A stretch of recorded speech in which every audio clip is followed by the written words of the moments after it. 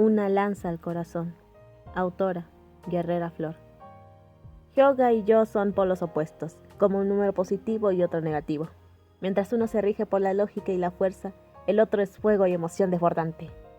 Firme en su ideología, cree no necesitar a nadie, pero incluso el hielo más duro anhela un poco de calor. Capítulo 1.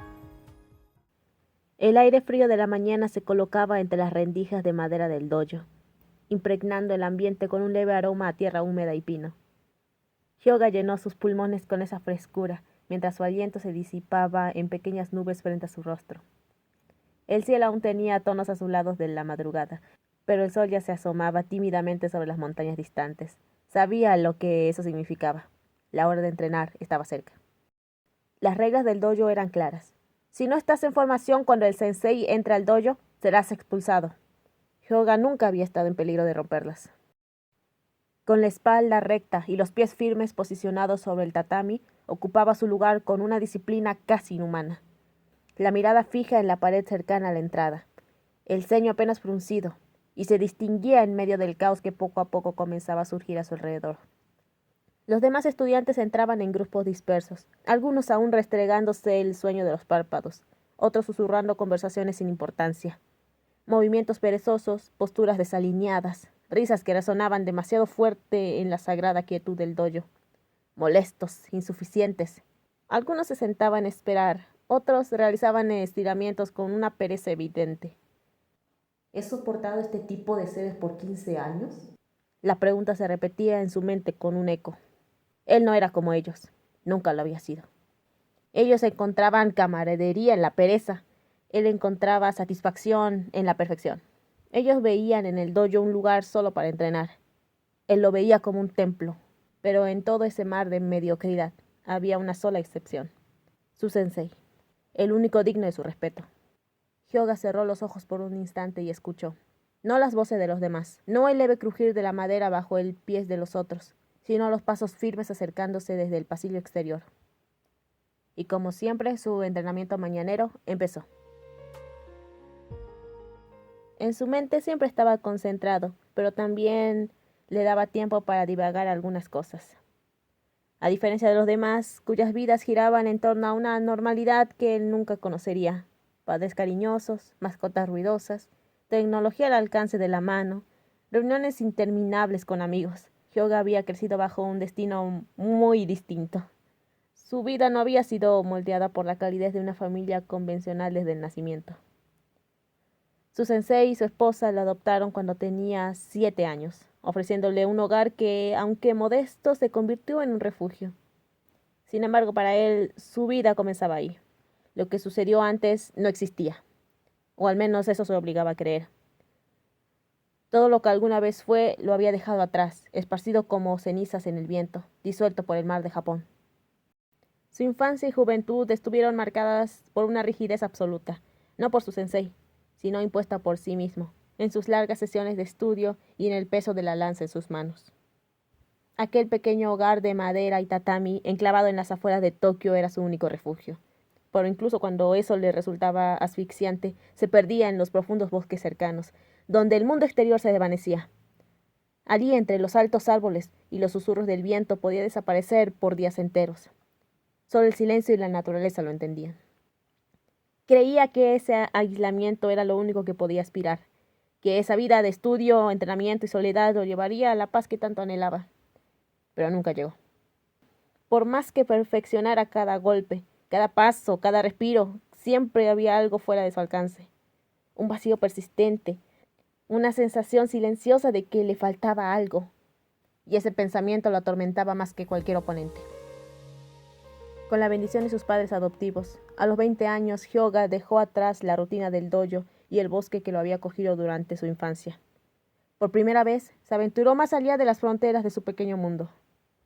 Movido por el deseo de ver con sus propios ojos aquello que solo conocía a través de libros y pantallas, lugares históricos, ciudades imponentes, culturas exóticas, todo lo que había estudiado en la escuela y explorado en la vastedad de Internet, ahora se extendía frente a él, tangible y real.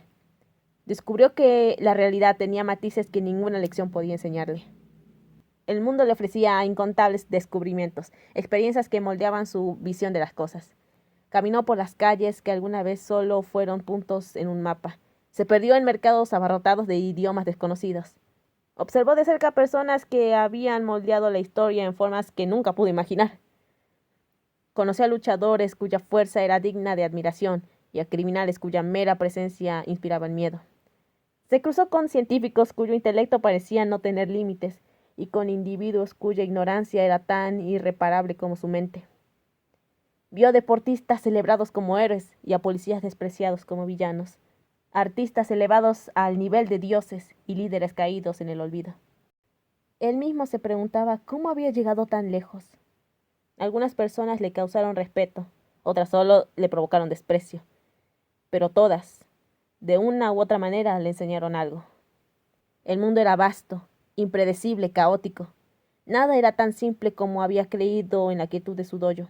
Pero por cada figura imponente que se cruzaba en su camino, había decenas, cientos, miles de personas que no despertaban en él más que indiferencia. Seres grises, insignificantes, atrapados en vidas sin propósito. Y su sola existencia le resultaba molesta. A veces, sin poder evitarlo, se preguntaba, ¿para qué existen? Los veía caminar por las calles atestadas de ruido y luces, preocupándose por trivialidades. Hombres y mujeres sin ambición, sin talento, sin un propósito digno. En la ciudad o en el campo, todo era la misma mierda. Pero al menos, en su hogar, lo esperaban personas importantes.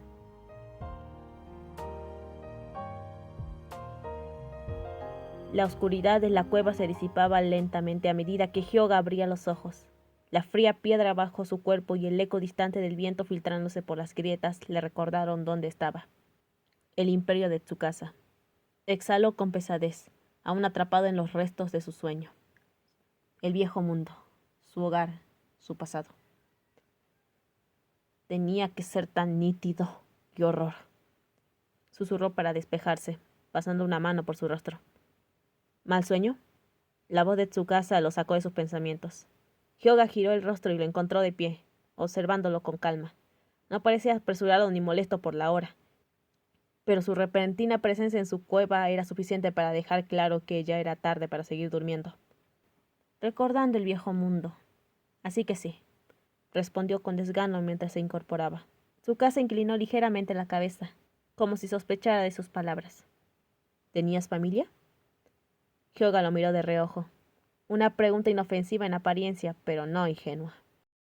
No, solo un sensei que me entrenó en mi adolescencia, pero luego me escapé para hacer lo que yo quería. Técnicamente no era mentira. Solo había un par de personas en su pasado por las que sentía un verdadero vínculo. Pero llamarlos familia, no sabía si era el término correcto. Tal vez sí, tal vez no. Pero ¿qué importaba ahora? Tsukasa asintió, pero no parecía satisfecho. ¿Te gustaría revivirlo? La pregunta tenía filo. Hyoga la sintió deslizarse por su cuello como si fuera su propia lanza. Mantuvo el rostro sereno, pero su mente ya trabajaba a toda velocidad. Tsukasa no hacía preguntas sin motivo. Me temo que no será posible. Poco después de irme, uno de sus alumnos me dijo que había fallecido. Igualmente estaba muy viejo. Midió la reacción de Tsukasa. Pequeños detalles, una mínima inflexión en su mirada, un cambio de postura. Sí, buscaba algo así. Hyoga ya lo había entendido. Si Tsukasa descubría que alguien de su pasado aún vivía, lo quebraría sin dudar. Por eso cada palabra que elegía debía ser precisa e irrefutable. Supongo que es mejor así. Con una leve sonrisa, se retiró. El día apenas comenzaba. Hyoga ocultó su rostro en la penumbra de la cueva. Bonita prueba, Tsukasa, pero no conmigo. Fin del capítulo 1. Una señal de calor en la lava, aunque la noche lo haga desvanecer. Oh, responde, Romance World, te estoy buscando. Responde, Romance World, ¿en dónde estás ahora? Tan